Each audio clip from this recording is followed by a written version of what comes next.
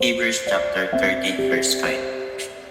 For he hath said, I will never leave thee, nor forsake thee.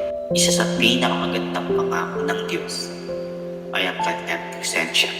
May mga pagkakataon na pakiramdam natin ay nag-iisa tayo.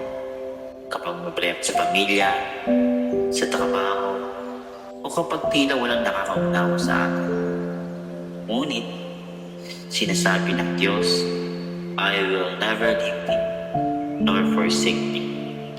Hindi ibig sabihin na mawala na ang lahat ng ating problema. Ngunit, nangangahulugang itong hindi natin haharapin ang mga ito ng mag-isa. Ang Diyos ay kasama natin sa bawat luha, bawat pagsubok, at bawat takbang ng ating buhay. Siya ating lakas kapag tayo ay mahina, at ang ating pag-asa kapag tayo ay pinanghihinaan nito. Kaya ngayong araw, ano man ang iyong pinagdadaanan, lalahanin mong hindi ka nag-iisa. Ang Diyos ay tapat sa kanyang pangako at hindi kanya kailanman iiwan. Let's pray.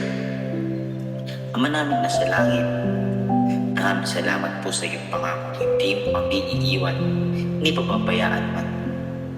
Kapag kami natatakot o nalulungkot, ipaalala mo sa amin na laging kasama namin. Tulungan mo kami magtiwala sa iyong katapatan at amuhay ng may kapayapaan. Dahil alam namin hindi mo kami kailanman papabayaan. Sa pangalan ni Jesus, Amen.